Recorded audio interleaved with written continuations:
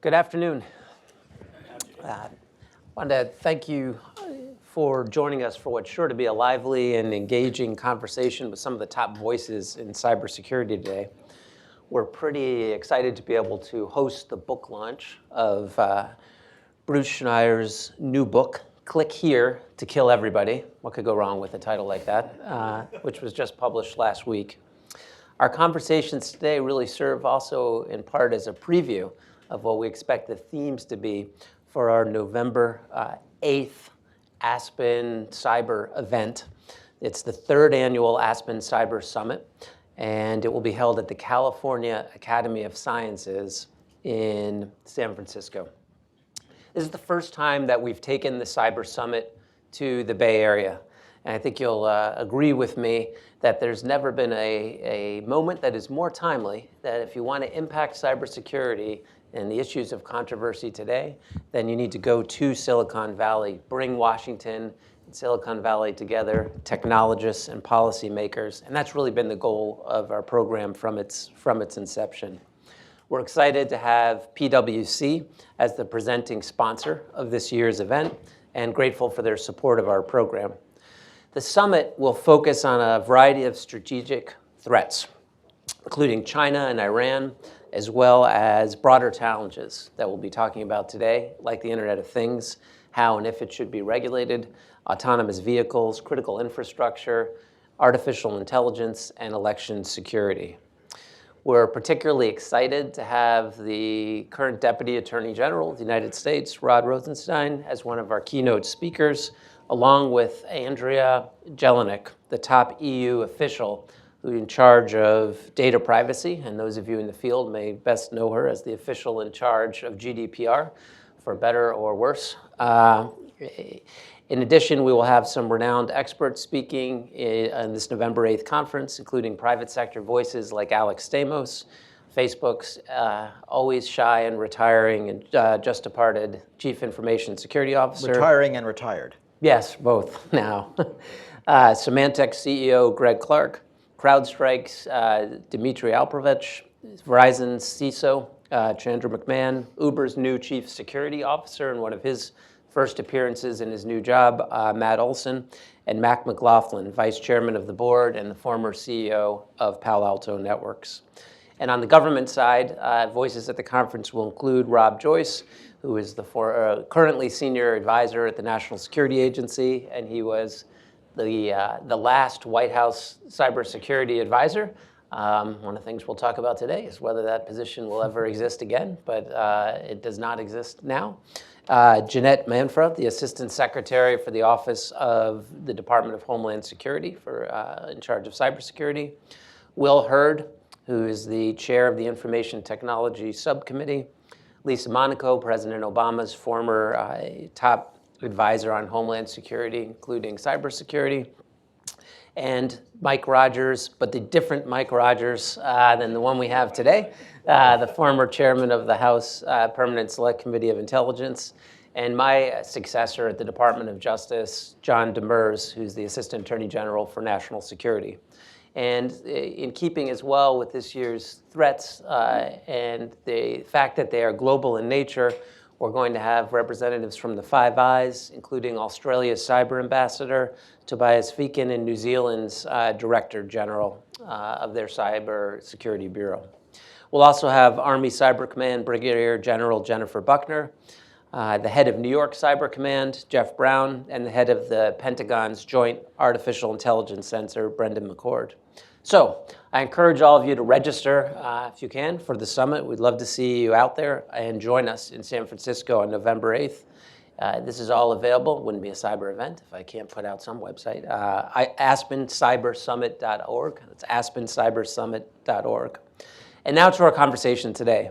I'm pleased to introduce Bruce Schneier. For those of us in this field for years, his provocative ideas have advanced the discussion of these issues. He's also someone who spotted where we are today many years ago and tried to give us advice as to not arrive here, but here we are. I'm not sure if I totally agree with the title of the book, that there's one place you can click to kill everybody, but I think we all agree there are a lot of unaddressed vulnerabilities right now and more that we could be doing to address them. And for a crowd like this, he really needs no introduction. So format-wise, he's going to discuss his book, Click Here to Kill Everybody. Probably tell you where to click to order the book, although we do have some copies outside. We'll have a brief discussion after his opening remarks, and then we'll move to a moderated panel where we have President Obama's former cyber advisor, Michael Daniels. We have retired Admiral Mike Rogers. This may be his first appearance since being retired. He looks relaxed, bearded. I barely recognized him. And the former Undersecretary at Homeland Security handling these issues, Suzanne Spaulding. And they'll react to his, what I'm sure will be somewhat provocative remarks and the broader state of cybersecurity today. And with that, Bruce. So it is a provocative title.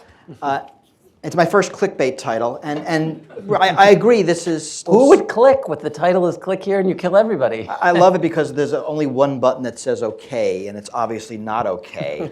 And it looks like this has been throwing error messages the past 2 hours and no one's been reading them. Right, but this is science fiction, but it's actually not stupid science fiction. And I'm talking about the world of computers and catastrophic risk. How we got there, we're living in a world now where everything is a computer. So, right, your smartphone is a small computer that makes phone calls. And your refrigerator is a computer that keeps things cold. And your microwave oven is a computer that makes things hot. And an ATM machine is a computer with money inside. And your car is a computer with 4 wheels and an engine. Actually, okay, that's wrong. Your car is a 100+ distributed system with 4 wheels and an engine. Right? So that means a couple of things. It means that internet security is going to become everything security, and everything we know about internet security will become broadly applicable to everything. So let me give you 6 quick lessons of internet security that will soon become true for everything in the world. The first, most software is poorly written and insecure. A lot of reasons for this. Basically, the market doesn't want to pay for quality software. Good, fast, cheap, pick any two. We have picked fast and cheap over good. And for security, poor software has bugs, some bugs have vulnerabilities. And the result is that the software we use every day in pretty much everything has lots of vulnerabilities. And this will be true now for everything. The second is that we did not design the internet with security in mind. That seems ridiculous today, but go back to the 60s, the 70s, and early 80s, and 2 things were true. One, the internet was used for nothing important at all, ever. And 2, you had to be a member of a research institution to use it. So there were physical constraints of who could get access to it. And decisions we made about the protocols, how routing works, how naming works, which were insecure then didn't matter, and now they matter, and we're still living with those choices. The third is about extensibility. And this is an important property of computers. Computers are by nature extensible, meaning you can't constrain their functionality. And so that phone you have, which is actually a computer that makes phone calls, can do anything. All right, when I was growing up, I had this big phone, big black thing attached to a wall. It was a great phone, but no matter how hard you tried, it couldn't do anything other than be a phone. Right? That iPhone can do anything. That's what there's an app for that means. You can't constrain the functionality. Now the same thing's true about your refrigerator. And that means, a couple of things. It means it's hard to test security because you don't know what it's going to do. And it means it can always get new features, sometimes added by people you don't know without your permission. Right? You can put malware on a refrigerator or an iPhone in a way you can't possibly in an old refrigerator or an old electromechanical phone. The fourth property is complexity. Complex systems are hard to secure, a whole bunch of reasons. Internet is the most complex machine mankind has ever built.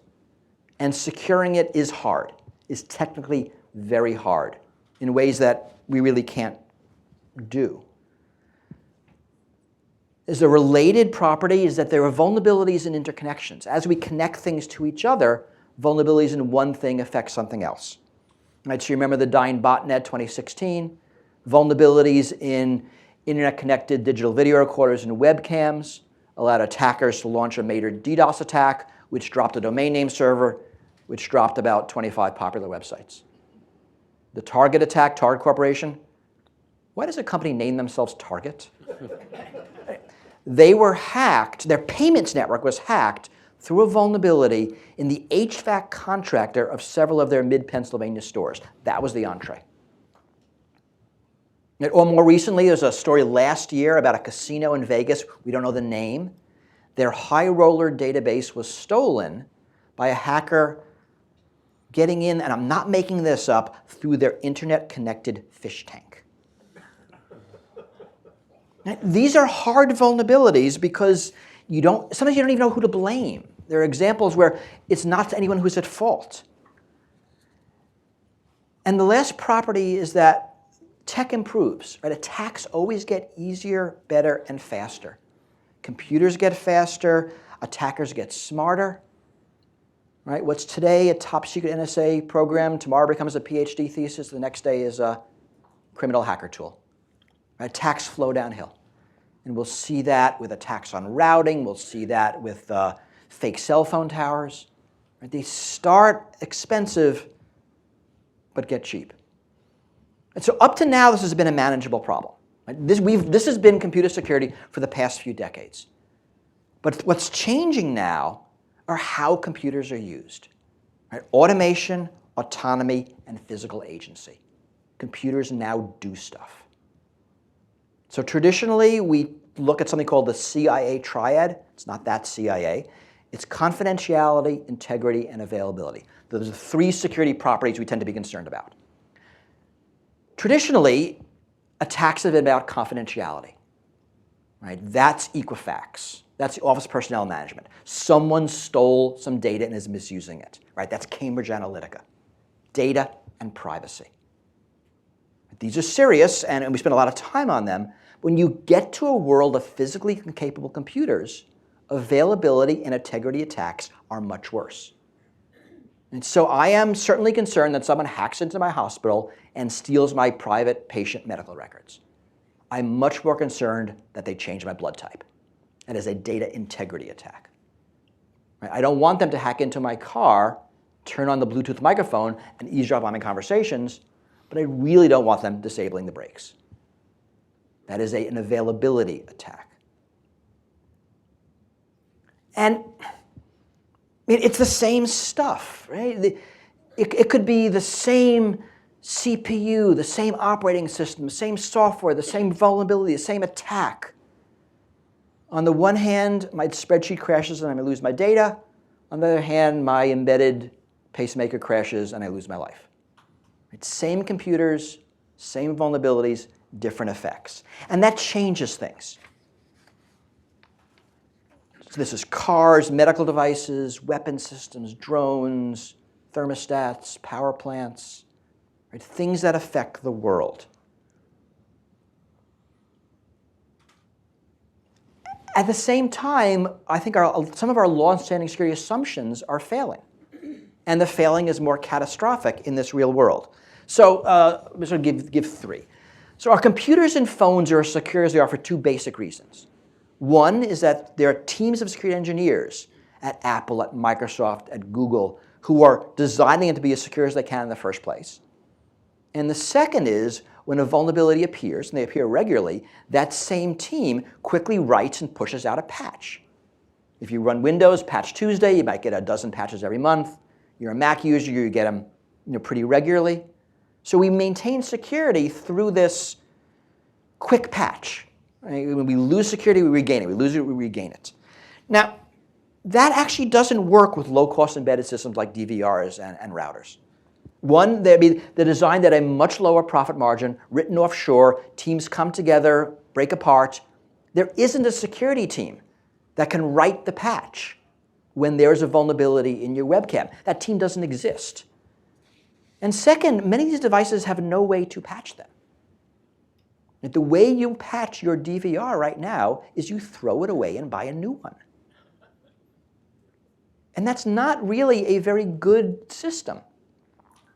But actually throw it away and buy a new one is something we also use, right? We replace our computers every 5 years, our phones, every 3 years, new models, and they're more secure. This doesn't work with home goods.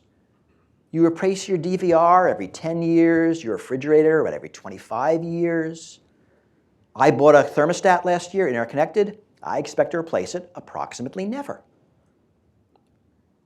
And even if we did, so you buy a car today, software is what, 2 years old. You drive for 10 years, sell it to somebody. They drive for 10 years, sell it to somebody else. It gets put in a boat, sent to South America. Someone else buys it and drives it for 20 years. You go home, find a computer from 1976. Try to boot it, try to run it, try to make it secure. We have no idea how to secure 40-year-old consumer software. We haven't a clue. We've never done it before. We really can't expect car manufacturers to maintain a test bed of 300 cars. That's not going to work. We can't throw our cars away the same way we throw away our computers. That'll cook the planet. So we actually don't know how to solve this. Second thing that's failing is authentication. Authentication's always been kind of mediocre. Right? We do okay, not great. But the amount of authenticating we do is about to explode. Right? Most authenticating is us to a system, us to a service. We're going to move to a world of thing-to-thing authentication. Imagine you're a driverless car or even a computer-assisted car. You're going to want to authenticate to all the other cars on the road, all the street signs, all the road hazards. It's going to be thousands of authentications that have to happen in real time, again and again and again. We don't know how to do that. Right now we do some thing-to-thing authentication. I get into my car and my phone automatically authenticates to my car. Right? And that works without my intervention. But that works because I was there to set it up. And that'll work for 5, for 10, a couple of dozen things. I have 100 things on my person or in my life. That's 10,000 authentications. I have 1,000 things, that's 1,000,000 authentications. We can't do this at scale. And we really don't have a system that can do it. So we need to solve that. Third thing that's failing is supply chain security. And this is basically the who do you trust problem. And you've seen this in the news with Kaspersky. Right? Should the US government use a Russian antivirus program, or is that just a dumb idea? We've seen it with ZT and Huawei. Right? Should the US government use Chinese phones and routers, or is that a dumb idea? And the reason is because you don't necessarily trust that they don't have backdoors embedded in them. But that's really just the top of a very complex problem. Because now we're just looking at who the company is and where they're located. iPhones are not made in the US. The chips are not made in the US. The programmers do not all have US passports. They're not all in US offices. We have a very international computer industry. And any piece of the supply chain can affect security. We've seen papers showing that you can have a chip, design the mask securely, ship it to a fab you don't trust, and they can drop a layer in that compromises security without your knowledge. I saw a research paper that shows you can compromise an iPhone with a malicious replacement screen. You have to trust every part of your supply chain. From the writing the software, to making the object, to putting the software on the object, to maintenance and life cycle. And any part of that can defeat your security. And we just cannot have a US-only iPhone. It's probably 10x cost. We can't have a US-only power grid. We are not set up as a country, as any country, to do that.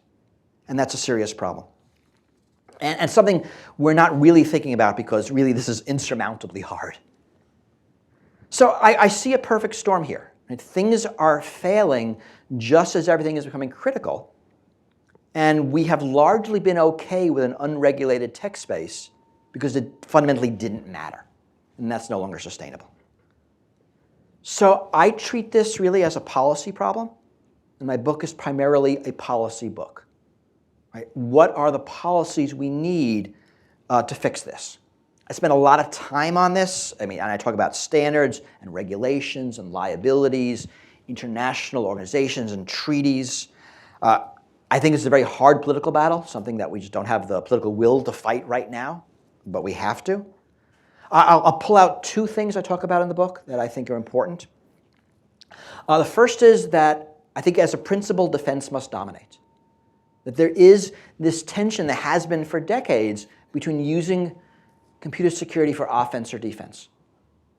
And generally in the US, we have benefited from the offensive uses, and largely because we have had an offensive advantage. But as the risks of a bad defense increase, I think we'll start having to make those trade-offs in the other way. That we have to say, and this is hard, because it's just one world. Like, go back to traditional NSA, they had two missions: spy on the bad guys and protect the good guys.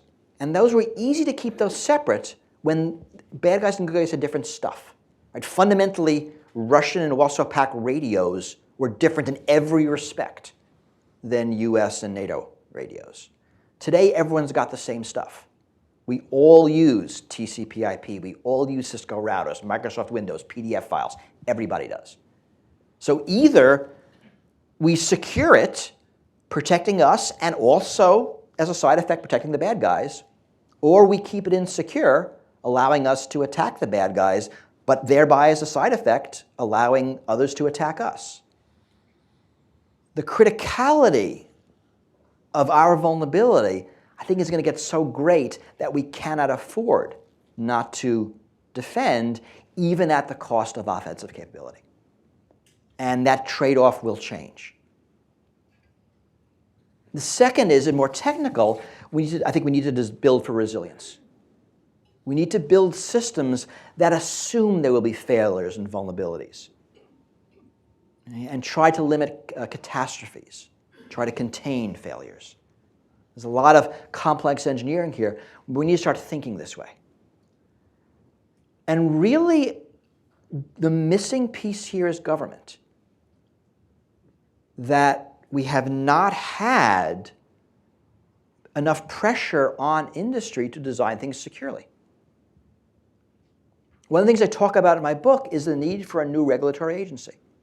That government needs a new agency to deal with computers as a holistic thing. We tend to work in silos based on functionality. FAA regulates aircrafts, FDA regulates medical devices, Department of Transportation does cars. But now that everything is a computer, and it's the same computer, we need some commonality. I think there's precedent here. In the past century, most new technologies have led to the formation of new government agencies. Trains did, cars did, radio did, nuclear power did. And this is certainly more disruptive technology than all of those. Right? There's a lot here. I mean, I give one proposal. I mean, there's a lot of debate we can have on how this should work. Because you have commonality, but you have differences. I mean, you can't have the same regulations on an embedded pacemaker that you have for an interconnected toy. That makes no sense. But it's still going to be the same computer in both instances.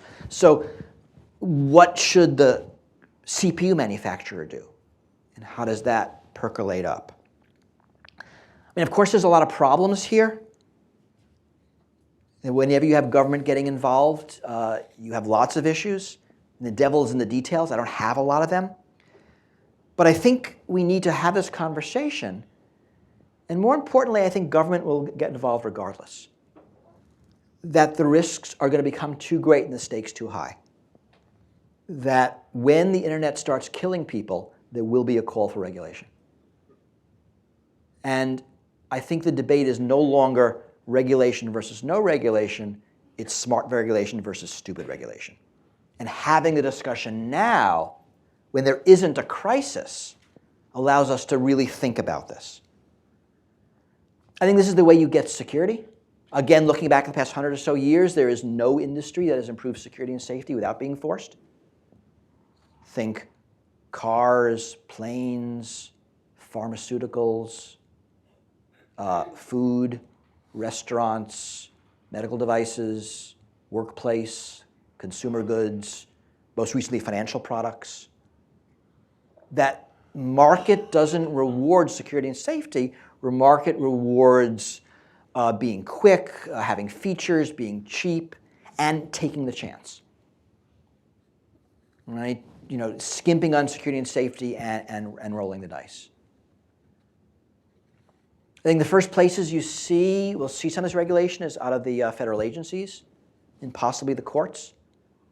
You won't see it out of the federal government, at least, not even just the current administration. I think you wouldn't even have seen it in the previous administration or in the hypothetical fantasy administration, that there just isn't the appetite for that. Right now, I think we look to Europe. Europe is the regulatory superpower on the planet right now, and they're not afraid to flex their muscle. We've seen them make big changes with GDPR, and they're going to turn to security next, I think, and do same sorts of very big regulations. In the United States, Massachusetts, New York, and California are doing some interesting work. And then I think we watch how that affects everything else. And there are two ways this can go. Right now, the car I buy in the US is not the same car I can buy in Mexico. Environmental regulations are different, and the motor manufacturers tune their engines differently.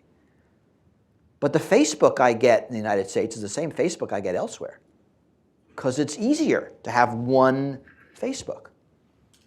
And certainly, if the EU starts regulating internet consumer goods, the manufacturers are not going to make two versions. That doesn't make any sense. They'll make one version of the higher standard and sell it everywhere. So we benefit. And you see it now. All those pop-up warnings you're getting on websites in the past few months, that's GDPR. Right? You're not in Europe, but you are benefiting from, or you're going to be annoyed by, right, those privacy regulations. And it'll be interesting to watch that happen in the Internet of Things and some of these devices. I think companies like Facebook are going to try to differentiate, because they make a profit. They'll make more profit by having to respect privacy less. So they're going to want to figure out if you fall under GDPR or not, and offer you a different Facebook experience. But when you get to consumer goods, it'll be one object. So that's really what I wrote about. What I want to end with is something that I like hearing you talk about. I think we're now living in a world where technologists need to get involved in privacy. There's a phrase I like called public interest technologists. These policy debates are deeply technical. And we need people who understand the tech in policy discussions, people who understand the policy in tech discussions. And this is in federal agencies, on congressional staffs, at NGOs, part of the press. Because if we don't have these two worlds talk to each other, we're never going to solve any of these problems. We'll have these debates where people talk past each other, like the going dark debate. Some of the debates on Russian hacking, Russian propaganda. That you just don't have the right understanding between tech and policy. This is only going to get worse. This is bigger than security. I think the major problems of this century marry tech and policy. But right now, there isn't a way in any systematic fashion to get tech people involved in policy. The analogy is going to be public interest law.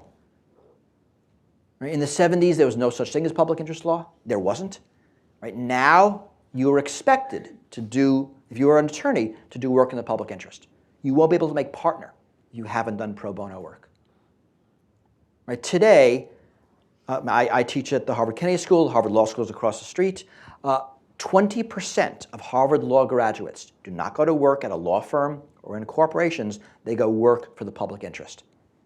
And Harvard Law School has soul-searching debates because that number is so low. The number of computer science graduates that do that is close to zero. And it's not the fault of the graduates. There aren't the jobs, there aren't the networks to link the people who want to help with the people who need the help. We just don't have that ecosystem. And I think in the coming decade, we need to change that. And that's how we'll solve these debates. So with that, I'm happy to take conversation, questions. We'll start with one and see if people have questions from the crowd. But you talked about buying an internet-connected thermostat. Yes. And you've talked as well about having new regulations when it comes to the Internet of Things. You know a thing or two about technology versus the average consumer.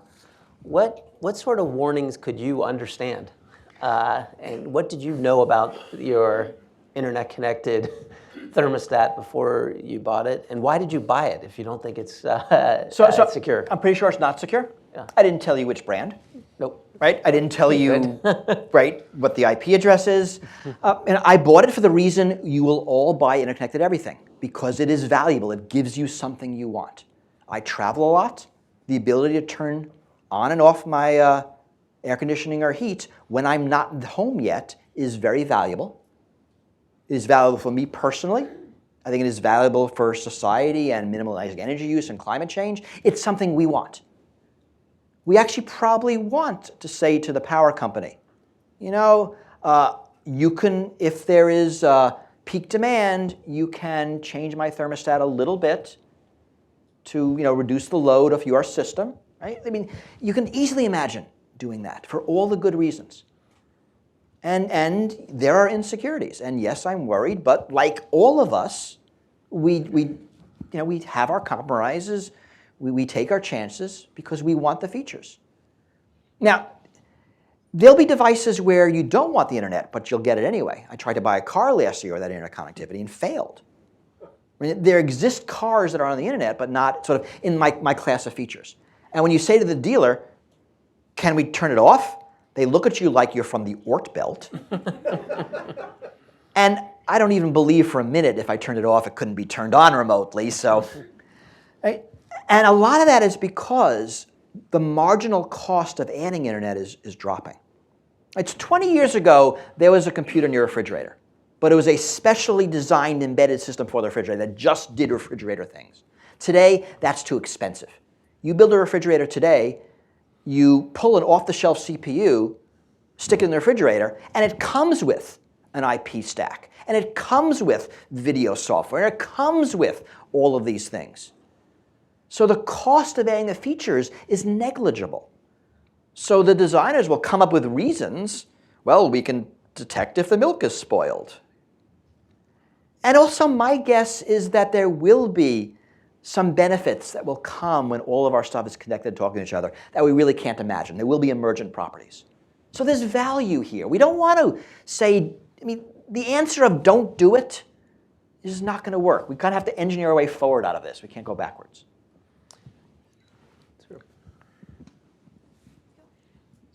Hi, I'm Mark McCarthy with Georgetown and SIIA.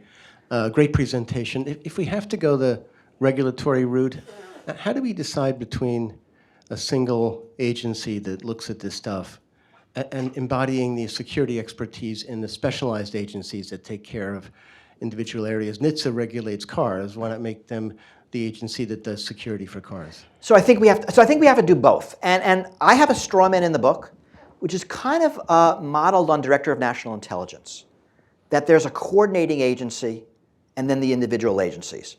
So you're right, I need Department of Transportation to do cars because they know cars. I need the FAA to do planes because they know planes.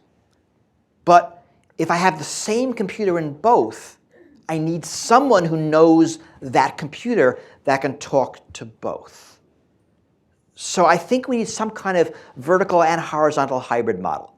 I'm willing to be convinced otherwise. Right? Designing government agencies is not my forte, and I don't want to learn that. But I'd like to be in the room when that is being discussed by people who are good at that. But you're right, this is very hard to figure out how we do this, because we kind of need both.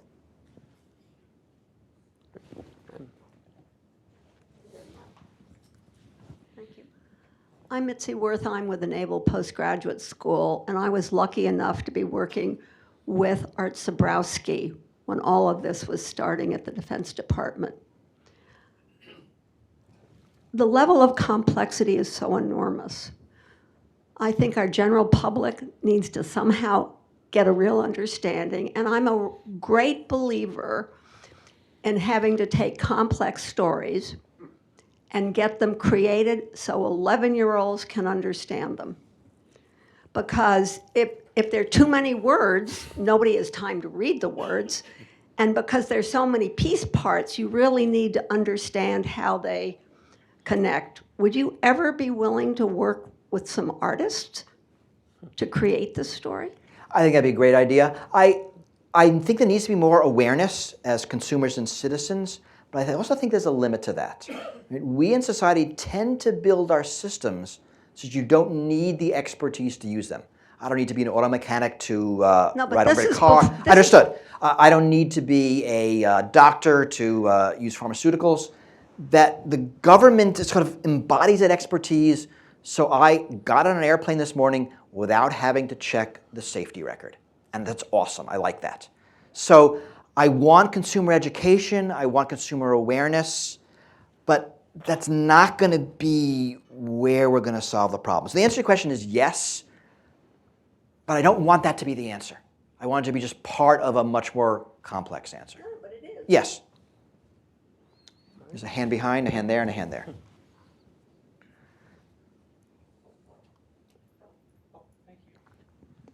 Hi, David Forsey with the National Governors Association. Quick comment. Love what you said about getting more computer scientists involved in public policy. I would just put it out there for all the thought leaders in the room. Remember states, they're a lot closer to the ground.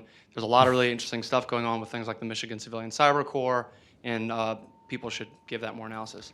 On the regulation, it's one thing to institute regulations, another thing to enforce them. In Liars and Outliers, you spoke a lot about how, other than legal pressures, there are moral and institutional and social pressures that we can use to, encourage adherence to rules. Could you speak a little bit about that, or whether you involve that in the book? I do talk about that. I mean, I think norms matter a lot. Norms move slowly. And, when we're living in a world of super empowered individuals, I'm worried about the people sort of at the end of my bell curve. So norms matter less. Norms tend to affect the middle. I think it is an important part of it. Enforcement, I think, is going to be the key. It doesn't matter how much we're pissed off at Facebook. It matters what's going to change. Right? We recently had the 1-year anniversary of Equifax. I was one of the people who testified on the Hill. And they were extremely angry Congress critters on both sides of the aisle. And nothing has changed. Nothing happened. So if you are a company, you look at that and say, it's a PR hit for a month, I can take it. And you still underspend. So we do need enforcement is really where it matters. The more important question I think you allude to is, how do we get policy to move at the speed of tech? Right? Traditionally, tech has moved slow. The penetration of the telephone took about 40 years. So so policy and case law can slowly figure it out over the course of a decade or two. Now new tech is deployed in 6 months, a year. And policy now can't move that fast. And how we design government to be agile is an open question and a very hard one. But we really expect government to move faster, or at least as fast as tech. And that's not happening. Question, because we had a follow-up on National Governors Association linked to what you just said, which is you've proposed a federal solution. Mm-hmm. But if you're talking about moving faster, then when would you normally look to the states? And a lot of federal laws will preempt the state ability to regulate in the space. Now, there are some who really dislike state regulation and how fast they've moved, and that is different in the 50 states. There's clearly a trade-off. But I just wonder what your view, why did you suggest federal versus ideas for states to move faster as laboratories? I think federal is a good place where we need it. I have a chapter in my book called Plan B, which basically says, here's the chapter what we should do. Well, that'll never happen. What's actually going to happen? And there, I actually think the states will move quicker. Again, New York, California, Massachusetts are the three states that I think are doing the best right now. And I think that's good. I mean, this is a tough issue because what we need are regulations that are very local and regulations that are global. Everything in the middle is kind of not that great. So, the states really aren't the right spot. And actually, the US government isn't really the right spot. the world is the right spot, but we can't, world governance we're terrible at, and we're not going to get better at that anytime soon. So U.S. government and the EU are kind of the biggest players I have that can actually do something. But yes, I think we're going to see good stuff out of the states. And again, it's that rising tide. New York, California do something, and it's like Texas and textbook law. Every one of us feels the effects. Just one in the back. Thank you. Good afternoon. My name's Todd Wiggins. I have a sort of a general question. I was just wondering if you could project back 20 years, having probably read Popular Mechanics or some of the futuristic books that projected that we'd be able to do certain things by now, such as perhaps interspace travel or intergalactic travel with humans, et cetera. What is your greatest joy that you have seen that has come to fruition versus what is your greatest disappointment where you said, I thought this would be around by now? You're like, sort of, where's my flying car? Yeah. It's interesting. I think we tend to be overly optimistic about technology in the short term. Not optimistic. We tend to think it'll do more in the short term and then really underestimate the changes in the long term. Because the changes in the long term are literally unimaginable, so we can't imagine them. Right? So everyone predicts that automobiles will make people go places faster. No one predicts the modern suburb. Everyone predicts that the internet, electronic commerce, no one predicted eBay. Right? Everyone predicted we'll all be able to talk to each other better. No one predicted Facebook. I mean, right? It's those social changes due to tech changes that we are terrible at predicting because they require just new ways of thinking. And so the science fiction of the day reflects sort of today's thinking using technology that we predict. Right? So, what the greatest disappointment is, where's my flying car? Right? All of those things the underground cities, the moon bases, because and this is really almost the 50s and 60s, those were the decades of engineering marvels. So why couldn't we do even better engineering marvels? The surprise is, I could be riding on a train in India and a phone in my pocket rings and my wife is calling me. Right? That's unimaginable. You read Heinlein and that was, right? That no one had those kind of computers in their pocket. That made no sense. So, the surprise and delight is the connectivity and what that does and the things we never imagined. Of course, right, my book is about the risks of that same technology that is so wonderful. Time for a couple more. One there and one there. Sorry. Hi, thanks a lot. Yeah, I follow your newsletter and blog, so Thank you. Thanks, Bruce. You seem to put a lot of faith in the policy, which is going to assume the supremacy of the nation state, but with a lot of the non-state actors, I'm thinking about international corporations and international crime and even non-state terrorist or ideological factors. How is that going to address it from a policy aspect? So first of all, it's not that I put a lot of faith in the government. It's like I got no better option. So I'm stuck with government. And I think right now we're living in a world that's sort of unbridled corporate power, and we need some backstop against it, and government's the best tool I have. I'm not thrilled about it, but I have nothing better. I think the point about non-state actors is real important, because that's where things like our foreign policy fails. We kind of know how to constrain state actors. They respond to pressures sort of outside the cyber realm, and we're good at statecraft. You start dropping non-state actors into the mix, and we have no idea how to deal with them.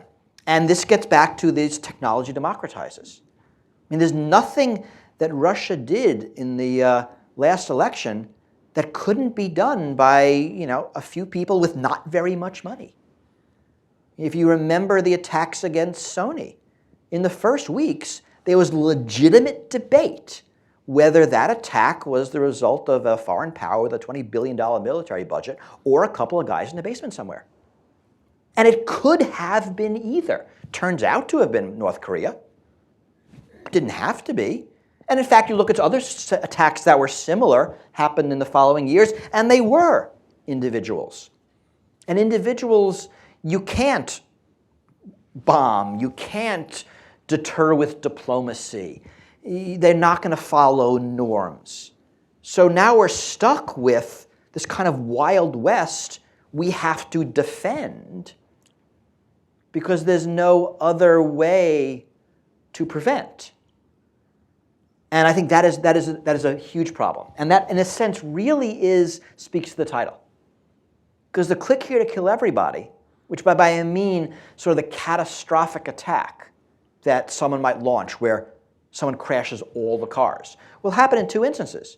Either it will be during active military hostilities where there's a war going on, or it'll be a non-state actor, either being an individual who, today, shoots up a place, but tomorrow who wants notoriety to do the most damage possible will do something in cyberspace, or it'll be a non-state political actor.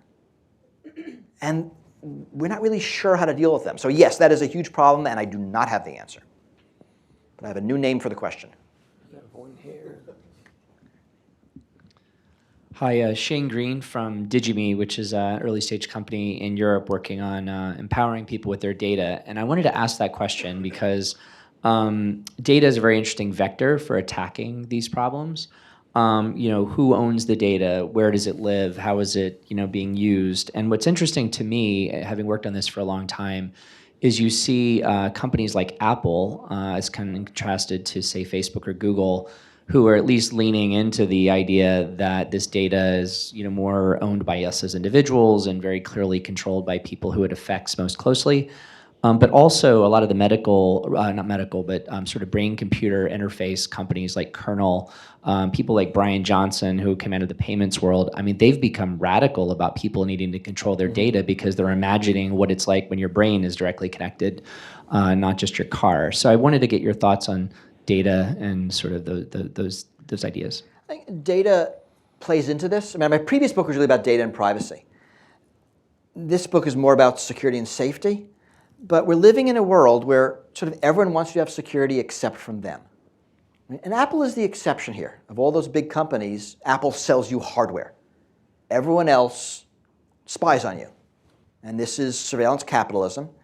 This is the business model of the internet. And this is a problem for safety now. So as long as these companies are building systems that allow for A, spying, and B, more and more control. Right? So if you have a Kindle, Amazon wants to control, they want to know how you're reading the book, and they want to control whether you do text-to-speech, whether you can lend the book to somebody else, you buy an espresso machine, and the company wants to control how you use it. They want to be able to monitor whether you need replacement parts or new supplies. That this sort of architecture of surveillance is an architecture of insecurity that the bad guys can use as a vector in. So data and this business model of surveillance is very much a part of the problem. Right? Auto manufacturers would like to design it so that if you miss your car payments, they can turn off your car. Right? And that's a perfectly reasonable business model. But do we want, once you put in the ability for someone to turn your car off remotely, now I have a bigger problem. Who has that ability? How do I ensure that it is only used properly? I'm much safer if that ability doesn't exist. So yes, the data and surveillance play into this very deeply. Time for, I think, one more. We're on the effects of technology on the brain. But my question is really not about that. It's, you remember Michael Hastings, who was the journalist who wrote the article for Rolling Stone on McChrystal, General McChrystal. Yeah, and I'm sure you know how he ended his life in what sounds like an attack in which his car went out of control and do you think this could have been, maybe you don't want to answer this, but... I think the odds are low. Right, lots of things are possible. I don't think we are seeing this being used maliciously. So the one example is going to be one of the CIA leaks of a few years ago talked about an assassination program that involved taking remote control of cars, right? Perfectly reasonable CIA program. You'd probably like fire the CIA director if he didn't do this research. So we know that at least one government's thinking about it. Other governments, I'm sure, are. I don't think we have evidence that it ever has been used offensively. You know, and this is going to be some wheels within wheels. How paranoid are you? And I do not have a definitive answer. But odds are no. I mean, right? If it looks like an accident, it probably is an accident. Accidents happen a lot. All right. I think that wraps up our original round. Please join me in giving a round of applause for Bruce.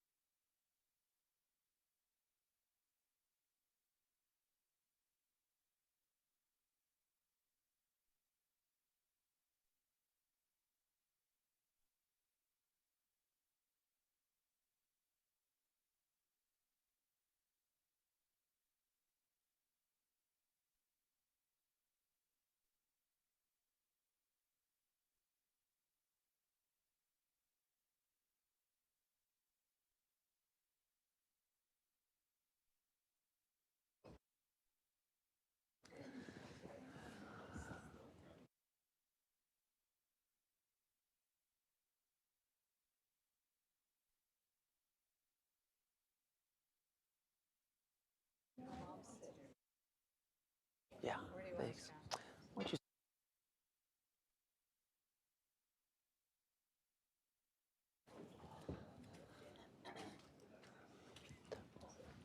All right, we'll jump right in to our second round of the programming, where we have our distinguished panelists. I'll introduce them once more, but I think many of you are familiar with them, so I'll keep it short. To my immediate right, we have Suzanne Spaulding, who among her many positions throughout her career was recently the Undersecretary at the Department of Homeland Security. I refused to name what she was Undersecretary of because she was working on changing the name to something that a normal human being could understand.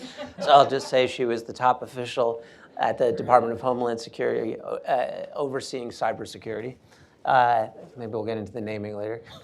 Yeah. We have Michael Daniels, President Obama's former cyber czar, and the second to last person in that position. Maybe we'll have some thoughts on as to whether that position should still exist. And finally, Admiral Rogers, and we're particularly grateful to have Admiral Rogers here for the first time, I think, speaking publicly as a private citizen after his long and distinguished career in government service. So thank you, Admiral. Oh, thanks, John.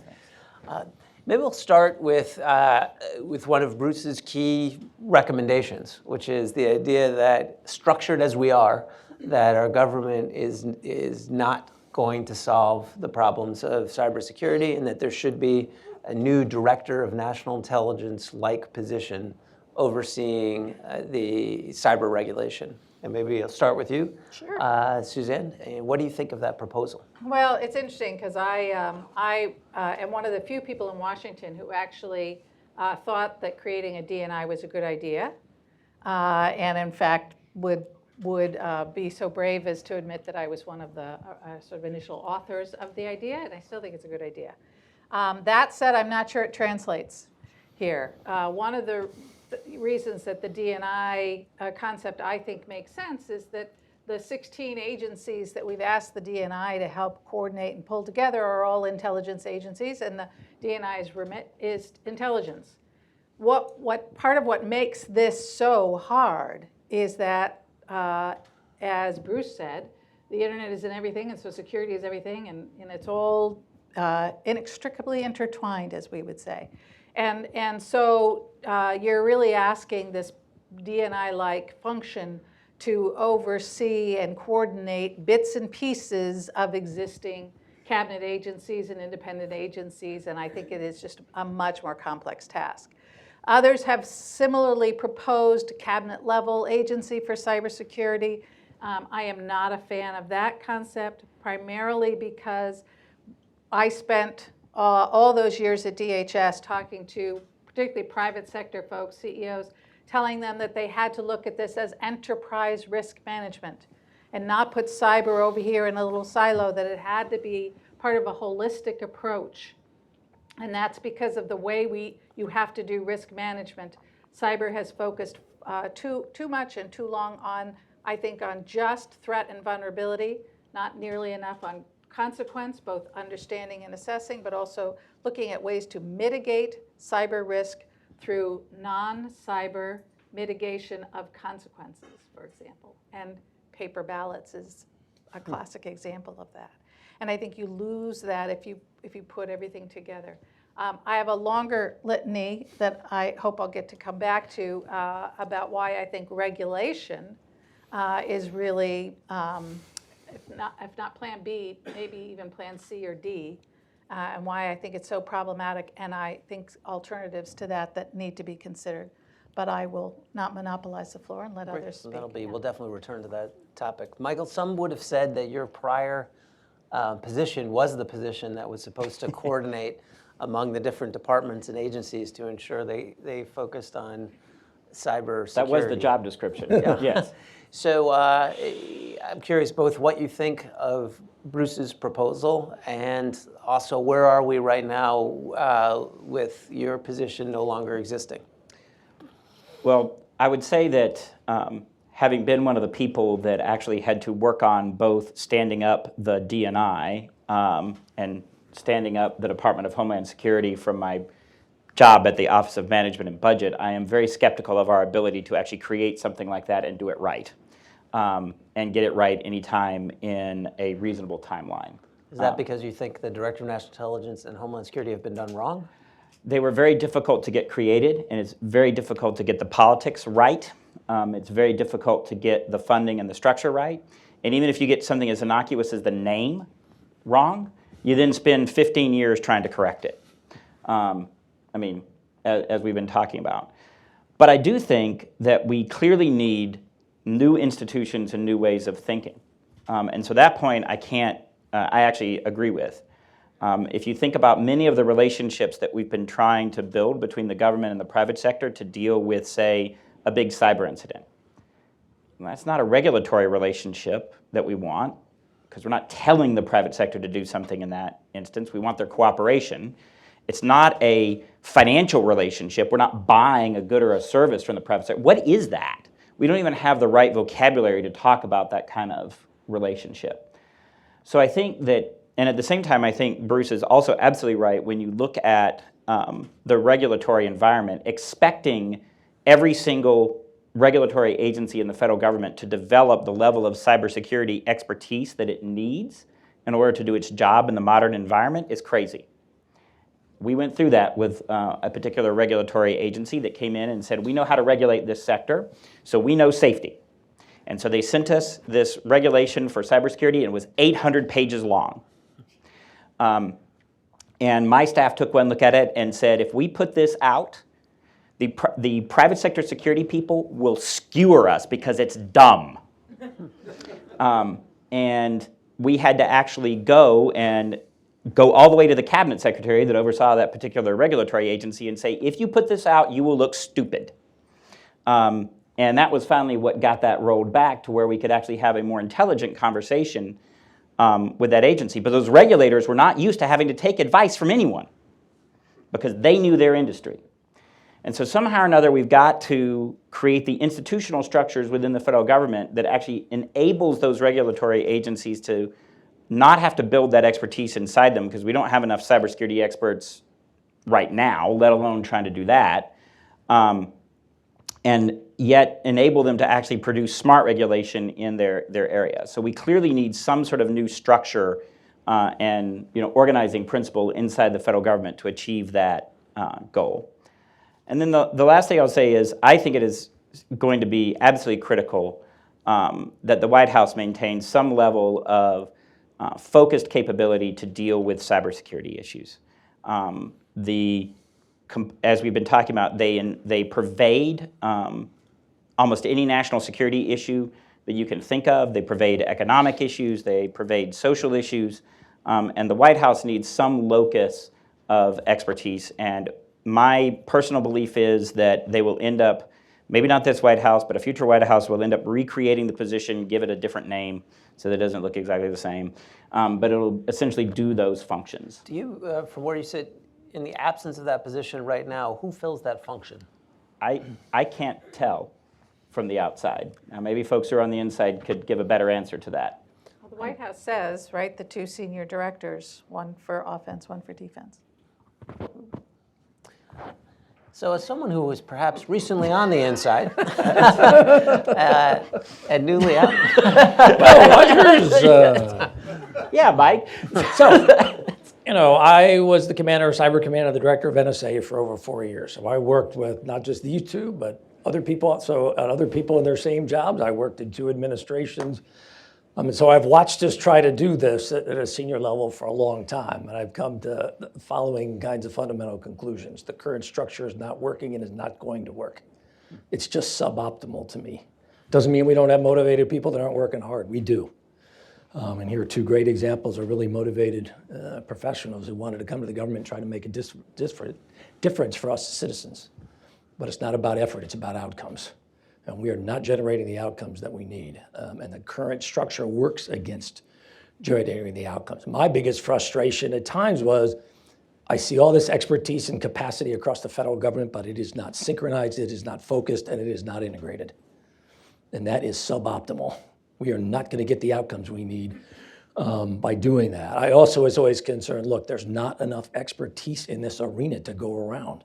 So trying to replicate all these structures across the government, I was like, guys, there's not enough knowledge to make this work at the senior level.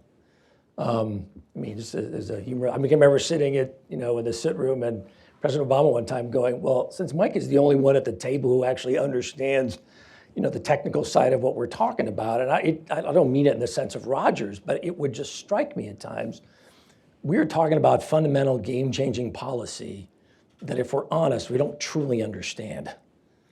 So how do we change the process that generates that kind of policy? And I just don't think the current structure is the way to go. Now, having said that, the choice you make is also driven in no small part by, so tell me what the function is you want to execute. Do you view this as a regulatory function? You'd come up with one structure. Do you view this as an incident response kind of approach? You'd take a totally different approach.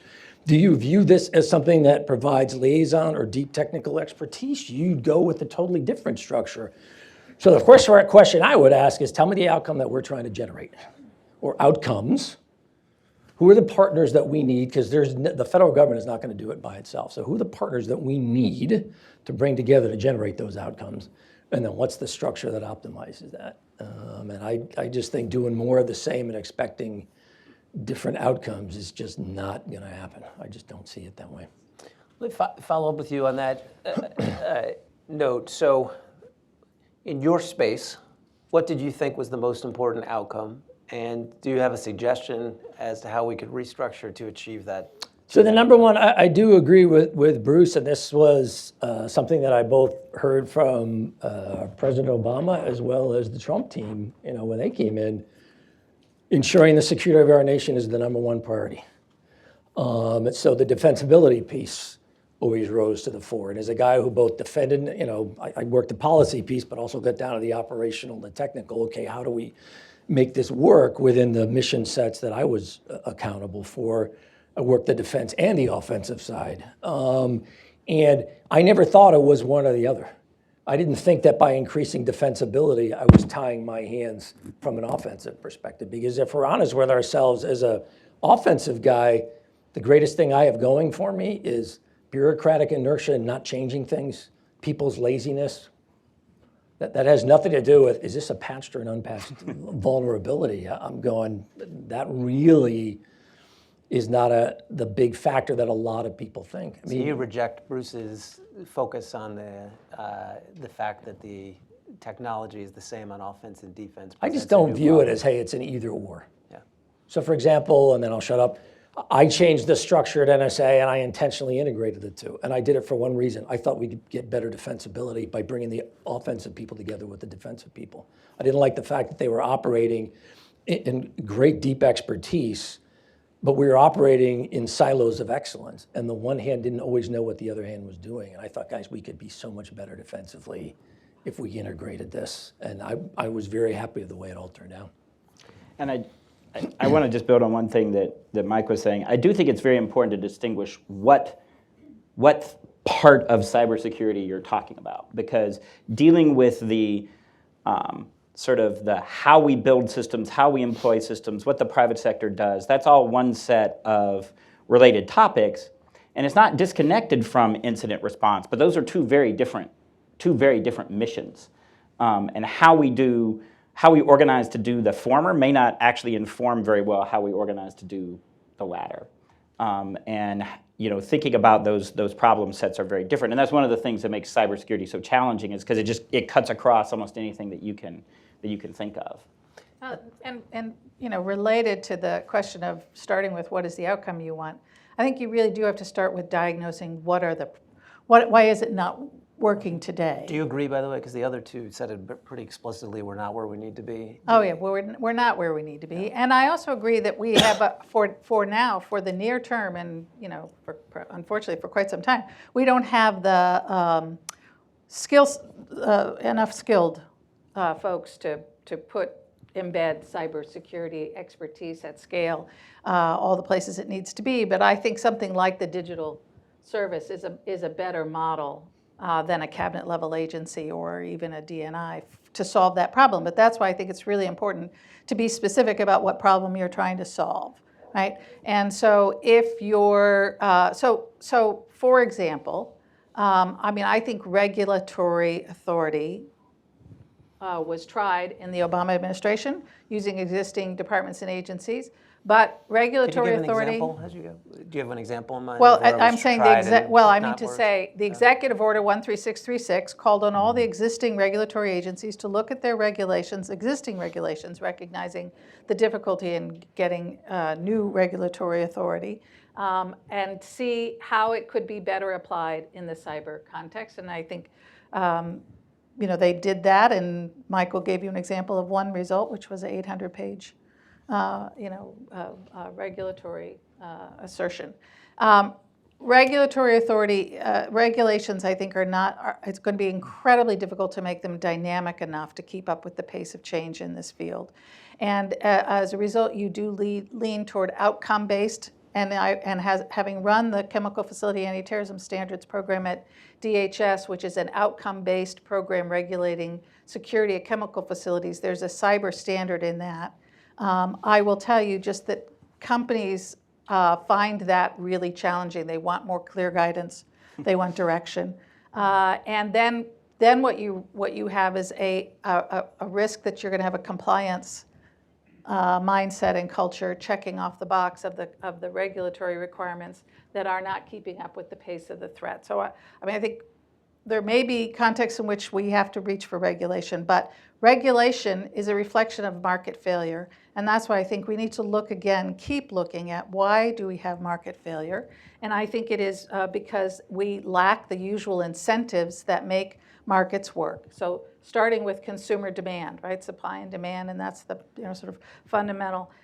Consumers don't feel the harm yet, and so they're not making the demands for the most part. Education will help, I think, with some of that, to educate consumers about how this is harming them and increasing the price of everything that they buy, et cetera. But even if they get to that point where they realize that there is a reason they should care, I think we have contributed to a fatalist attitude. We love to go around and talk about how there's only two kinds of companies in the world, right? Those who've been hacked and those who just haven't figured it out yet. And I do think that it breeds a kind of a sense both in the business and in the public. Everybody's in the same boat. Everybody's the same. And so I can't distinguish. And we know that's not true. There are companies and businesses and practices that can make you more secure and that are trying harder and that present less risk.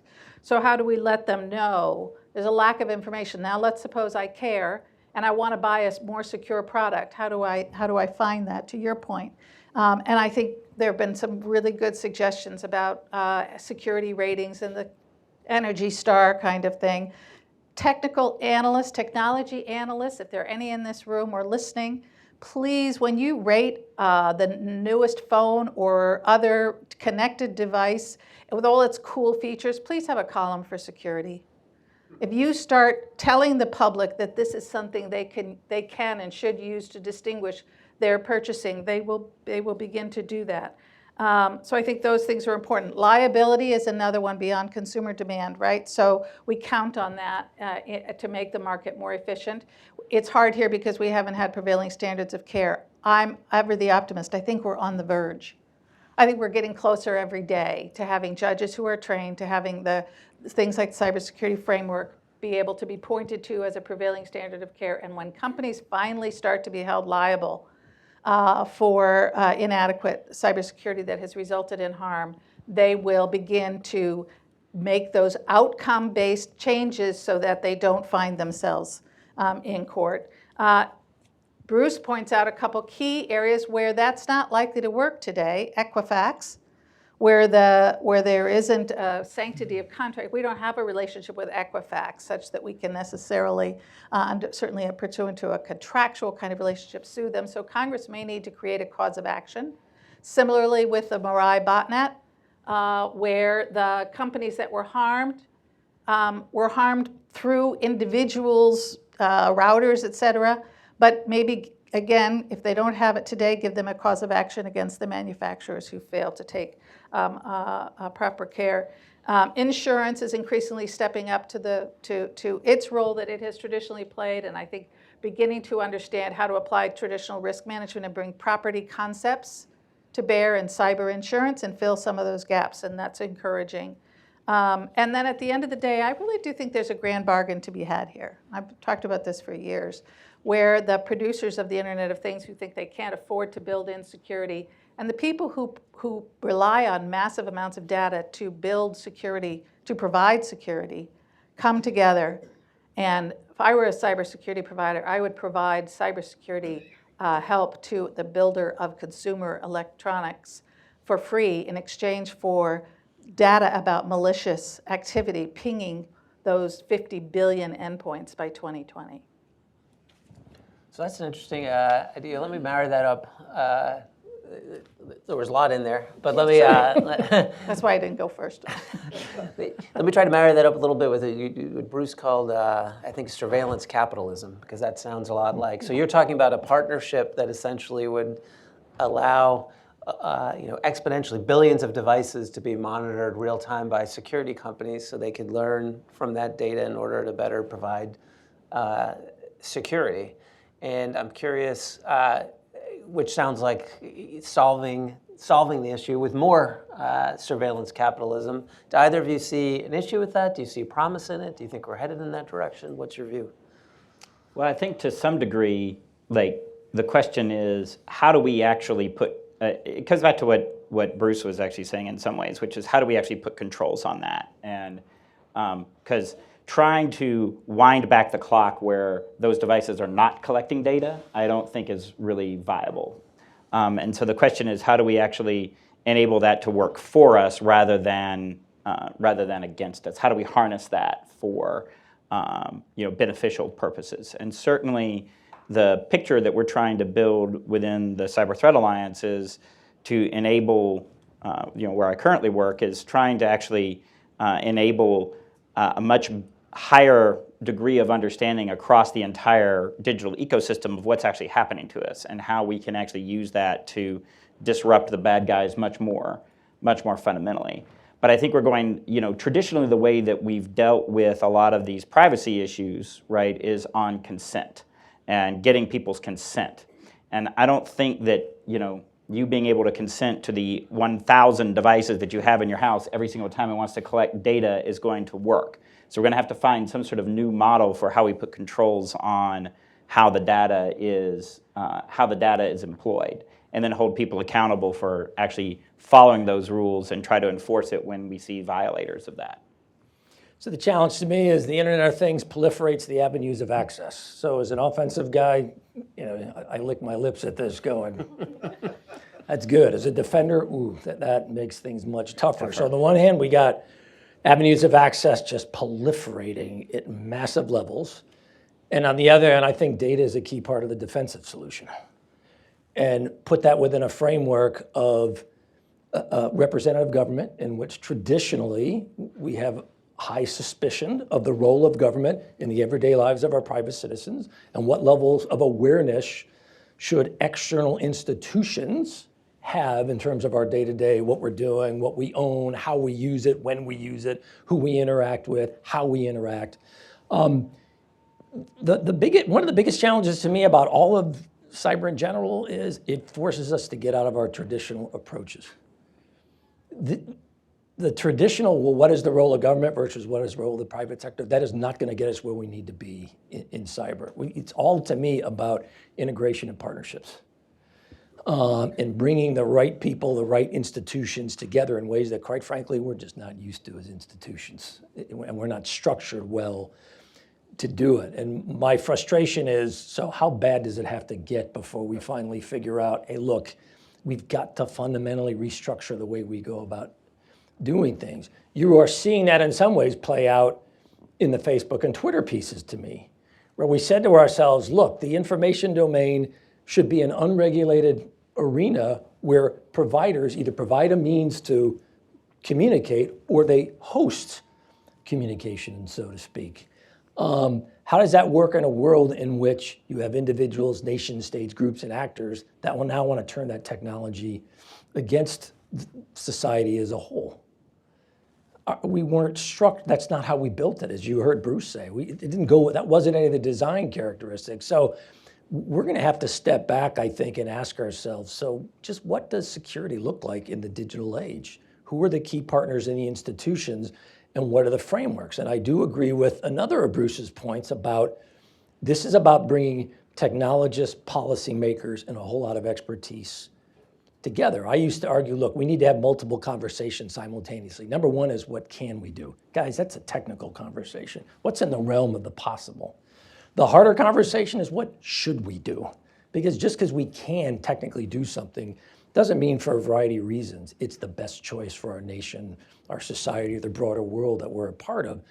And the groups that are going to be driving each of those conversations aren't necessarily totally the same, but we've got to figure out who needs to be in those conversations. And the environment to date, it was hard to bring disparate groups together. I spent a lot of time out in Silicon Valley. I've been part of previous efforts to do outreach. And every time you think you're taking a step forward, something seemingly happens which kind of blows it all up, and it's okay, we need to take a pause here. I just don't want it to get catastrophic to drive us to do something different. That's one of my biggest fears. Is there one thing, if you could snap your fingers, and one thing you didn't get done that your president, Congress, the public, all at once, what's a key thing that we should be doing to protect the security of the nation, either a new process or a new result? So for me, I'd spend a lot of time on structure. I'd spend a lot of time to identify who are the key partners that need to be part of this structure. I'd be focusing on, so what is the outcome and what's the role here? Because if you try to do everything, you're not going to be able to do it. I'd start small, build out over time. Don't go for the perfect solution. It's another challenge, I think, that where bureaucracies just shoot themselves in the foot constantly. We spend so much time driving to get to the 100% solution, and to get total consensus, we end up getting nothing. And my view is, guys, get to the 80% solution, let's move out and let's continue to evolve this over time. We're not gonna start with perfection. If that's the goal, we're not gonna get there immediately. And Michael, Suzanne also threw out the idea of liability. I think, I might think of that as part of regulation. I think you were saying it as something different than regulation would be increase the liability of, for instance, IoT manufacturers. That will incentivize them to build better products. What do you think? I certainly think liability has to be part of the solution set. When you think, and right now, and the issue is exactly as Suzanne said, we haven't had the standard of care. Like, there's been no benchmark against which to measure things. But I think that's starting to emerge. And we used to have these debates all the time, which was, well, how can you hold somebody accountable when it was the bad guy that did the bad thing and not the owner of the system? And I'm like, well, you can take that to the physical world. I mean, if you run a you store it, storage location, and you claim that it's secure, but you don't have any locks on the doors, no security cameras, no fences, no defenses of any kind, and anybody can walk in and lift up the door and take whatever they want. Sure, the police should probably try to track down the perpetrator, but your clients would be well within their rights to sue and say you were negligent in protecting the material that you said you were going to protect. Those two things do not have to be mutually exclusive. Now, that's where the standard of care comes in. What is the standard for the industry of, do you have to have a lock that is, resistant to nitrogen, liquid nitrogen being sprayed on it, or, that sort of thing. But I do think the standard of care is emerging, and I tell CEOs all the time that in your industry, this idea that you're not going to have a standard of care, you can forget it. So your choice is either you can have it imposed on you by the courts, or you as an industry can get together and decide what you want that standard of care to be. Because living in this gray zone is not going to be... And there's plenty of models where industry has done this that. before. I mean, you Yeah, look at absolutely. underwriter laboratories, you look at other frameworks, because like Michael, in my conversations, I would say, look, you can either do this on your own, or somebody's going to drive something down your throat you don't like. That's not a good choice. Can't we do this now? And I think there's frameworks out there that have shown it can be done. Again, it's not going to be perfect. Start and build it over time. And I think the other piece we also have to start moving toward is the idea that we are still at this place, I think, in a lot of cybersecurity, where we were with the automotive industry, I would say, or some of the electronics industry back in the automotive industry in the 20s and the 30s, and the electronics industries in the 40s and the 50s, where we sort of expect everybody who uses it to be like a mechanic and a tinkerer. And that's just not really going to be feasible. And a lot of, today, a lot of what we focus on in the way that we talk about cybersecurity to companies and things is we actually try to go the technical route. We try to teach them, now this is what an MD5 hash is, and this is why you should actually care. But no, that's irrelevant to 99.9% of the businesses in the United States. What they care about is, what do I need to do differently today on my network as a result of the threats that you know about? And so we've got to have a much different way of communicating and talking to the business community, and a different expectation of what we expect the cybersecurity industry and those that are players in the ecosystem to do, some of which are pieces of the government, but a lot of which is actually in the private sector. And we need to have a different way of relating. And the other thing is that the cybersecurity industry has also traditionally sold point products for point solutions. So you have an email, you have a spam problem, so we sell you a spam solution. You have a business email compromise problem, so we sell you a business email compromise solution. And then pretty soon, if you're a mid-size or large company and you're the CISO of that organization, you look around and you realize that you've got 59 products in your stack, and you have no idea how product 18 relates to product 47, and whether there's any actual interaction between those two, or there's any actual marginal benefit between those two. And it becomes an impossible problem to solve. And so where I think where the result is that where some people are going is exactly what Suzanne was talking about. They're moving into the I give up universe. And that is not an acceptable place for us to end up as a society, the I give up universe. And instead, what we need to do is make it possible for people to actually engage and improve their cybersecurity. And some of that is on the cybersecurity industry and the other related industries to figure out how to do that in a much more effective manner. And I do think that the industry is beginning to move toward consolidation, where the customer doesn't have to be the system integrator. So I think the market will address some of that. I think I talk to boards of directors all the time now, and about the role they can play as non-technology experts, and the role they must play, and why they are actually the most important people, the CEOs, the boards, to participate in the development of a strategy and a plan for cyber. Because, again, I go back to this emphasis on consequences. When Bruce says build for resilience, what I hear is when you talk about operating in a degraded environment, understand not what is the impact going to be on your IT network. Your IT staff can no more really, most of the time, tell you about what's the impact going to be on your business from a significant cyber attack than the electrician can tell you what the impact on your business is going to be if your power goes out for an extended period of time, right? You need the people who understand your business, and call in your business continuity people, right? The people who you pulled together after 9/11 and Hurricane Katrina, who understand where are the really serious disruptions that will have a potentially existential threat to your business or your ability to accomplish your mission essential functions if you're in government. Start there, and then figure out which ones could be caused by cyber. But as you then look at how to mitigate, it's not just mitigating the threats and closing down the vulnerabilities.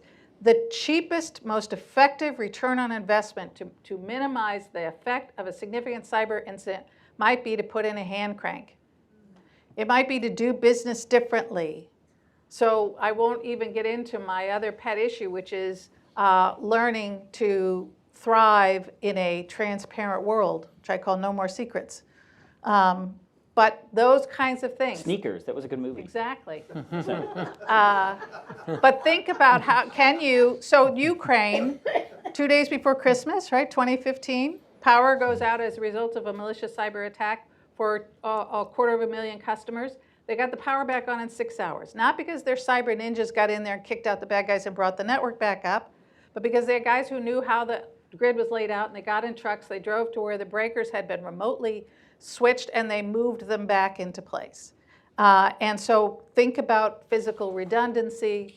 And so that's how we get the people engaged in this conversation who are not technology experts. So a couple follow-ups on that. One, this will be more lightning round for each of you. I'm curious, since I think we all speak to boards of directors, one question now has been, should there be anyone on the board who has expertise in this area, or is it okay that they're generalists? I think we'll all agree that many boards currently do not have someone who has expertise in this area, but there's debate whether they should. And secondly, linked to the liability regulation question. In other areas, Sarbanes-Oxley, others, by law, the C-suite and board are on the hook and must certify, for instance, if you're a financial institution, you have to stress test what happens when things don't turn out the way you thought they would, what's your ability to cover bad debt. Should they be forced to certify exactly what you recommend that they do now, but does not have the force of law or regulation, that they have the ability to be resilient, that they've stress tested Plan B? Maybe I'll work back towards you and start with Admiral Rogers. So for me, what I say is, look, when you're building a board, you have identified the skill sets and the experiences that you're looking for. And the answer to me is you need to include cyber as a part of that. It's not the end all be all. I agree with Suzanne, cyber is one of many challenges as a corporate entity you're gonna have to deal with. It's not an insignificant one, but it's not the only one by far, but it's something I think that you want to have access at your senior most leadership levels to. You just got to decide what's the best way for you to do that. Is to embed somebody in your board structure? Is it to change the structure of the company in terms of who has access to your senior most leadership? There's multiple ways to go about doing it. Well, I was struck in part because, you were saying at a cabinet meeting, President Obama saying you're the only one in the room who understood the technology, but there was one person in the room, although I guess you weren't a member of the cabinet. So what Right, lessons can we learn from he that? said around the board? table. Around the table, all right. But I'm curious, are there any lessons? Usually against the wall, John. Yeah, So it's in the corner. Is there any lesson that either of you draw from that a board could learn?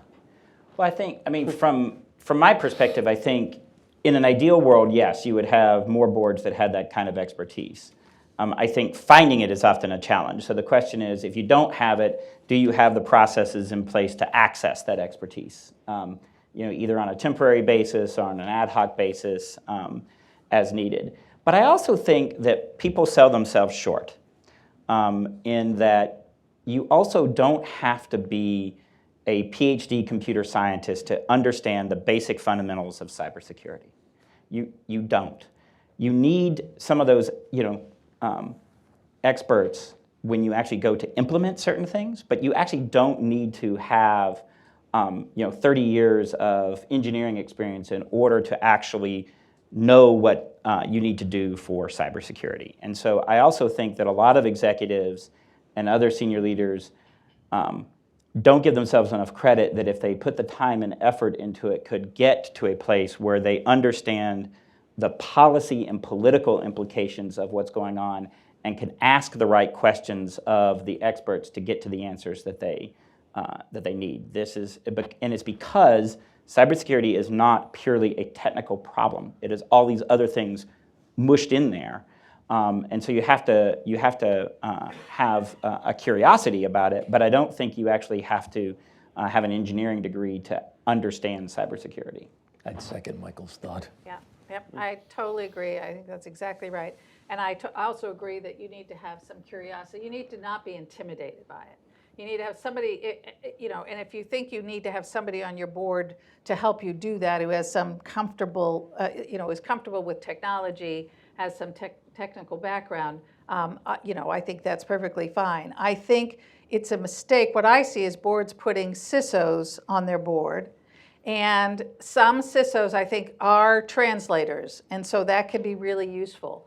But if you don't have what Bruce referred to as policy interest technologists, but if you don't have those, if you don't have a translator, all you've done is take the person who's the actual CISO for the company who you don't understand and don't know how to interpret whether they're giving you good information, and you've replicated it on the board. And now you've got one person that everybody's going to defer to, and the board is still not doing its job of managing, providing risk guidance for the management team. So I'm on the Blue Ribbon panel for the National Association of Corporate Directors, looking at disruptive and emerging threats and how do boards deal with that. And Bruce talked about agile governance. Boards need agile governance, and one of the ways you get that is greater diversity on your board. Have people who think differently, see the world a little bit differently than everybody else you have on your board, and that is not a usual board characteristic. Noticed that. Let's open it up for some questions from the one right there. Okay. Hi, Dustin Volz with Wall Street Journal. Admiral Rogers, let me add my name to the list of people who is enjoying your beard. Good to see that you're My enjoying wife is not in that category, though. Well, so they're all out. Just two quick questions for you. First, clarifying one on some of your comments earlier about the current situation of things in government being suboptimal and how we're dealing with cybersecurity. That was in part of the conversation about the status of the cybersecurity czar in the White House. So are you saying that you think I didn't talk specifically about the structure of the White House. I was talking broadly about it. Right, so it's just we're not achieving the outcomes that we need to. And expecting those outcomes using the same structure over time, I don't think is going to get us where we need to be. So to that point, though, do you think the elimination of that role was a mistake? Would you favor bringing it back and then? I'm not going to say it was a mistake. What I think we need to do is make sure we have the means to ensure cyber expertise is rapidly accessed by the senior-most leadership of our nation, and that there's a focal point with the appropriate level of access and capability to work across the executive branch to do that. There's lots of different structures. I left as this was changing, so I did not have the opportunity to really work once the new one was put in place. I was there during the trend. As I left, Rob had come by. I mean, I brought Rob back to NSA. I pushed to get him down there 18 months before that. I brought him back, but I didn't really get a chance to work under the new structure, so I don't want to make a comment about something I didn't get to see firsthand. And then just second question quickly. Last month, President Trump rescinded Presidential Policy Directive 20. This was a way of mapping out an interagency process when considering whether or not to use offensive cyber weapons. I'm just wondering, in your experience, your tenure at NSA and Cyber Command, if that ever was an impediment to you, if there were ever situations where operationally that hamstrung you, and what do you think of that decision? I'll only say this. I was part of those discussions, and I was an advocate for changing PPT 20. And I'll just leave it at that. Are you encouraged by the new rules? To be honest, I haven't had a chance to see all the detail yet. It's something that I hope to do, sit down and, now that I'm outside, but talk to the team about, hey, so the change has been made. I was part of discussions in the build-up to the change. I had a particular viewpoint that I was trying to argue. Now that it's been done, so tell me what it's like. I'd like to get to see it first. Other questions? Sir. Hold on one sec, we'll get the mic. David Lurch, I was wondering what your thoughts were on state regulation on cyber issues, given the potential vulnerabilities that state government may have, and also federalism issues and other complications there. Yeah, I mean, I think certainly states themselves, right, have, for their own systems, state and local governments have all sorts of issues, and they need to be paying attention to this problem as well. I always said that if by some miracle we actually achieved one of the goals that we've been talking about in the Obama administration of making the federal government agencies a whole heck of a lot more secure, if I was a bad guy, the place I would go to look for data and things is the states and the local governments, because they have equally, if not more, frankly, interesting information on people that's potentially valuable. So from just their own systems, they need to be paying attention to that. I think the challenge with state-level regulation is, can you do it in a way that has the effect that Bruce was talking about of actually benefiting everyone, or do you end up in the place where we are with data breach regulations, where if you're a company in the United States and you operate across, you operate nationally, you have 49 different regulations that you have to comply with, all of which are slightly different. And that becomes a very difficult thing to manage. I do think that because of the role of federalism and other issues, states definitely have a role in this process. And as we think about, just for example, take incident response. Even as we talk about how you do incident response, just as states have responsibility in the physical world for an incident that generates that is the result of bad weather, states will have a role in responding to incidents that are driven by a cyber event. So they're going to state and local governments have to be part of the conversation and have to be potentially enlisted as aides and enforcers of the rule set that we end up laying down. So I very much am a believer that all the different levels of government have to be participating in these discussions in order for them to be effective. If I could, I did have one concern. I would discuss this with governors, as well as this was an issue within the DoD and the National Guard piece, for example. Remember, your authority is in no small way defined by geography. Cyber is not defined by geography, and so developing solution sets that are optimized for a specific geographic frame of reference, just be careful about our ability to optimize these across 50 different silos. Not that it's a bad thing, but we just have to be careful. Let me jump on, make it concrete when it comes to the role of states, et cetera, and a problem that's on, I know, all of our minds.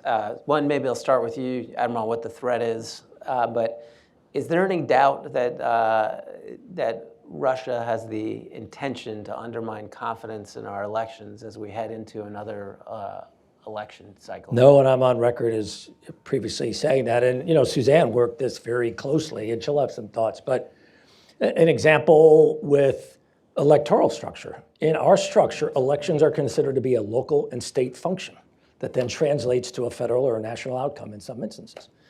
And my comment was, so tell me how you expect County X or state Y to withstand the entire onslaughts of a Russia, a China. I just don't think that we're optimized in this world that we're living in. You're asking a lot at the county, at the state, at the local level to try to withstand that. So it's all about how do we create this integrated partnership while preserving the historic roles. I mean, and DHS clearly was the lead here, but I just thought, boy, this is a great example of, if we're not careful, we're going to let our structure and a historic model work against us in this new digital age that we're living in.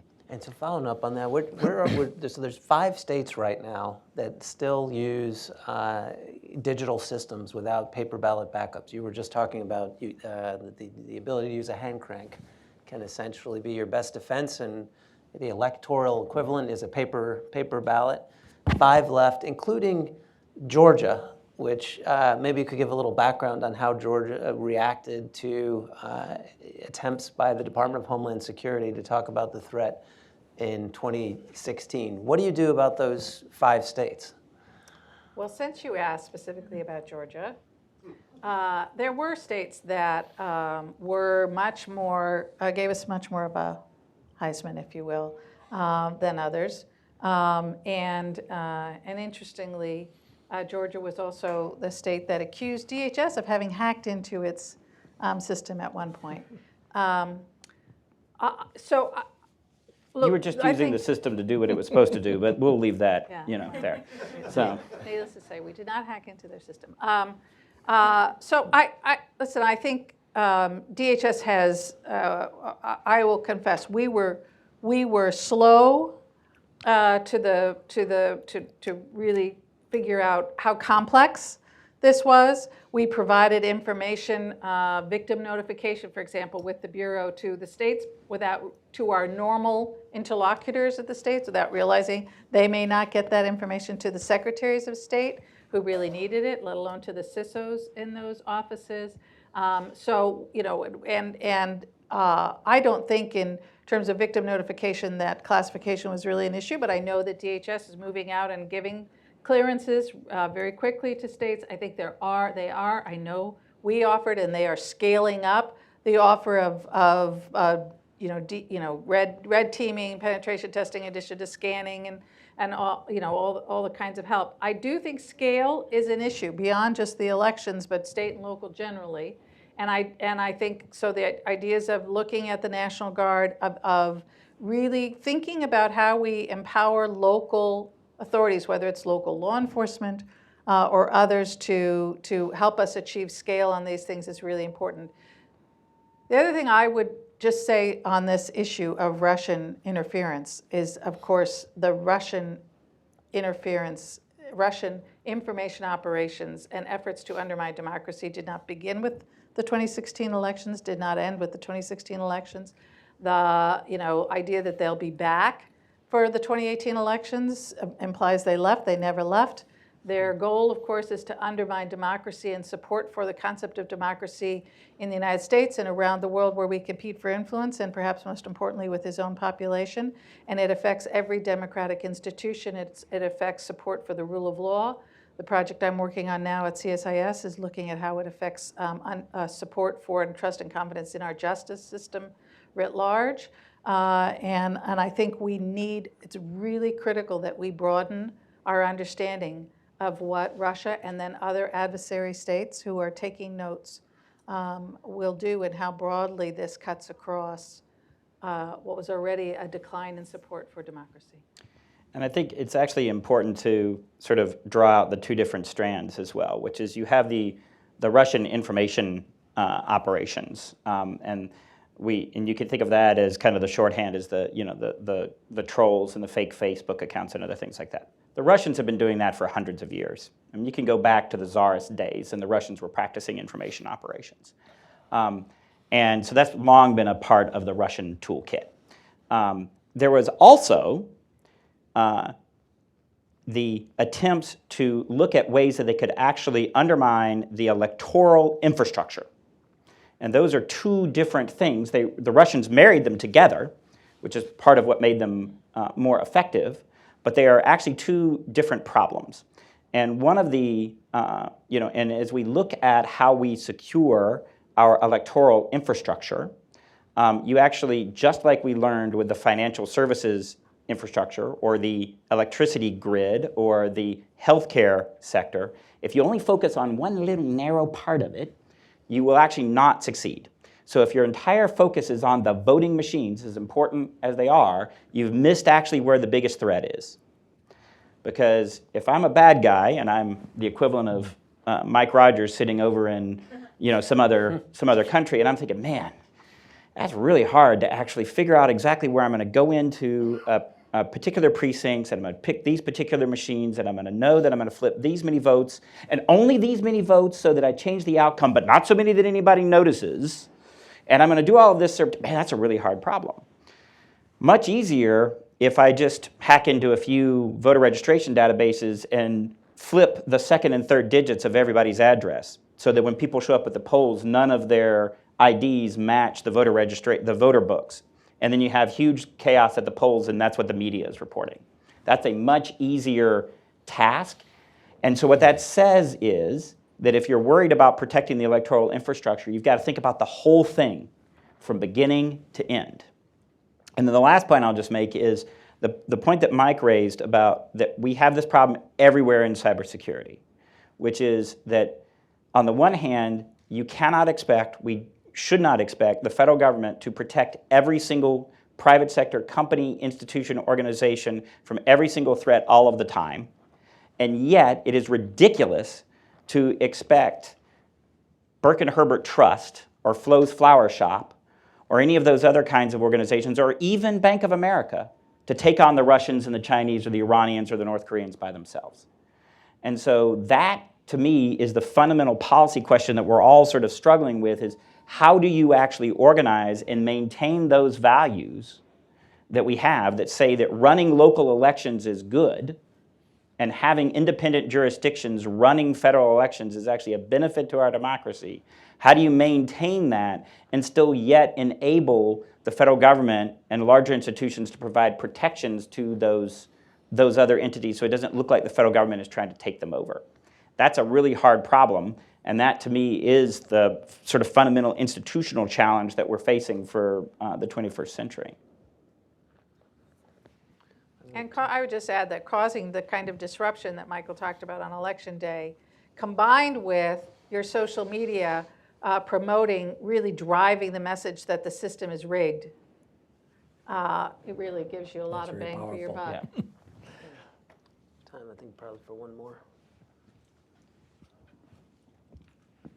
Hi, Pat Barry, formerly of the Department of Defense and also the Department of Homeland Security. So I've sort of seen it from the perspective of at least two members of the panel. I want to ask a question about organization in the context of not just cybersecurity and cyberspace issues, but how it relates to nation-state threats.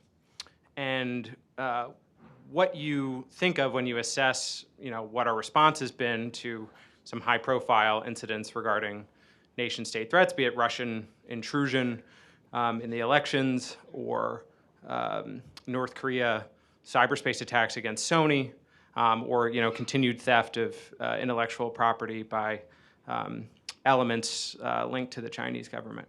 When you think about reorganization, in the context of how we respond to nation-state threats, should we be asking questions like, for instance, Admiral Rogers, is Cyber Command adequately postured to support regional combatant commands as they respond to the manifestation of these threats, which have a cyberspace element, but potentially are much broader in scope? Mr. Daniel, when thinking about who is in the chair at the White House for steering the response, should it be the cybersecurity czar or should it be the Russia czar?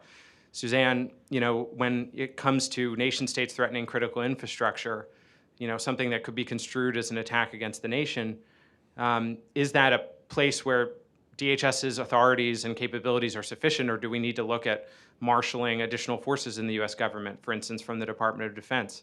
Are these the type of questions we should be asking about our organization? No, all of the above, some of the above, or completely different questions? Let me make as we each answer, since it's our last one, to make it a little more concrete.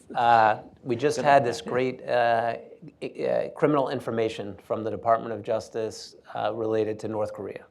And it laid out how one individual in North Korea, at the direction of the state and involved with others, hit all three of those national security threats. So they attempted the largest bank heist in human history, aiming for $1 billion and getting away with nearly 100 million. They did the destructive attack for political purposes on Sony Motion Pictures, and they released a cyber tool of mass destruction that hit indiscriminately companies across the world, including critical infrastructure like hospitals. And maybe we can take it through each of your respective former authorities. What do we do about North Korea and the activities that were just laid out in that information? I'll start, I guess. First of all, good questions, but very broad. So not a criticism, just I'm trying to figure out how do you encapsulate that. I would say this. The trends that started with the previous administration of publicly outing activity have increased with the current administration. I thought that that was a positive. You're seeing a broad range of tools from criminal indictments, economic sanctions, expulsion, publicly outing, and coalitions publicly outing, not just the United States, but multiple nations coming together to do that.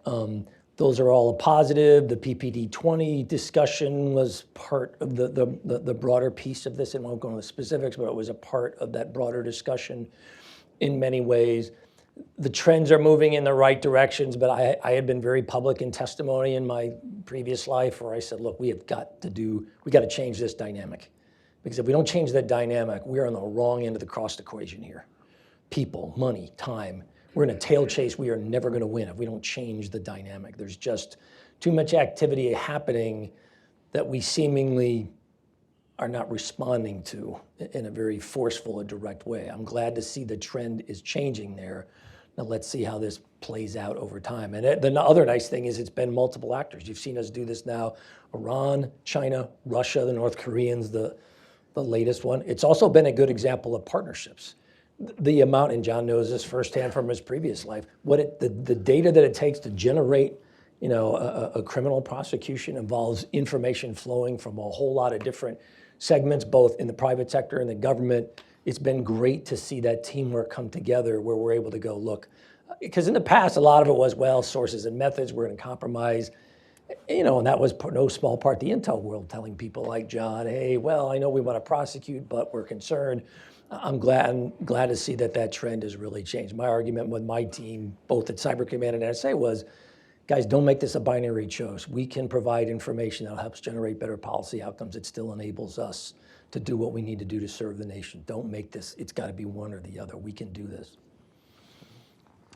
So I think let me just also say that every one of our major cyber adversaries managed to ruin at least one of my holidays when I was in the White House at some point. But I think the issue is, how do we actually start thinking about doing exactly what Mike was talking about? How do we integrate both the response to cyber incidents across our elements of national power so that we and you're seeing us do that, and we're actually getting much better at that. A cyber incident doesn't have to merit a cyber response necessarily. It can involve a diplomatic response, an economic response, a criminal prosecution in some cases, so a law enforcement response.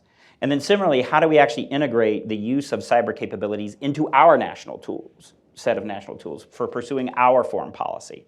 And how do you do that? How do you do that effectively in a way that doesn't undermine our other goals of protecting our critical infrastructure and those sorts of things? I think when it comes to the nation states and talking about the cost equation, we have to actually start thinking about how do we actually disrupt what the actors are doing from beginning to end. And instead of looking at their particular activities, you have to embed it in their larger geopolitical context. What are they trying to achieve? Why are they using this tool?